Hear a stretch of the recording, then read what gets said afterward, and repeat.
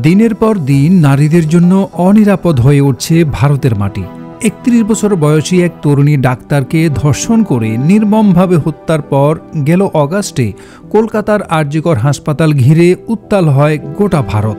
খোদ ভারতীয় গণমাধ্যমে এ হত্যাকাণ্ডের যে বিবরণ আসে তাতে মনে হয়েছে কোনো সুস্থ মস্তিষ্কের মানুষ এমনতর কাণ্ড করতে পারে না। সেই ঘটনার রেশ কাটতে না কাটতেই প্রতিবেশীদের নিয়ে প্রোপাগান্ডা ছড়ানোর অভিযোগে অভিযুক্ত দেশটিতে ঘটেছে আর এক ভয়াবহ লজ্জাজনক ঘটনা। এবার হিন্দু প্রধান দেশেই রেহাই পেল না এক হিন্দু নারী, তাও আবার খোদ প্রার্থনা করতে যাওয়া মন্দিরেই শিকার হলেন গণধর্ষণের।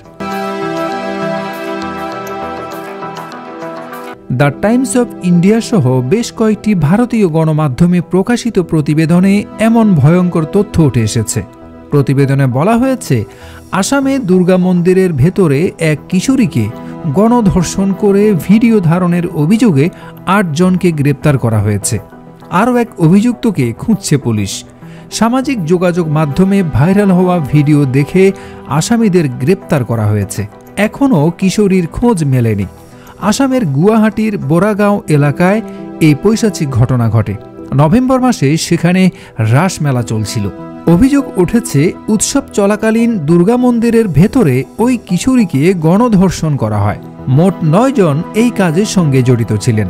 মূল ঘটনার প্রায় ৩ সপ্তাহ পরে তার ভিডিও ভাইরাল হয়।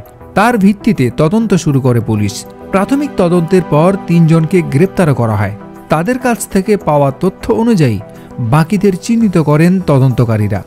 পুলিশ জানিয়েছে, গত ১৭ নভেম্বর বোরাগাঁওয়ের রাস উৎসবে দুর্গা মন্দিরে গিয়েছিলেন ওই কিশোরী। সে সময় তাকে গণধর্ষণ করা হয়।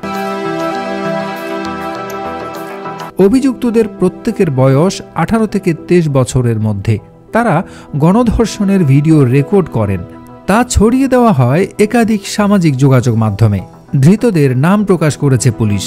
ঘটনার সময়ে অভিযুক্তরা সবাই মাতাল অবস্থায় ছিলেন বলে জানায় স্থানীয় পুলিশ।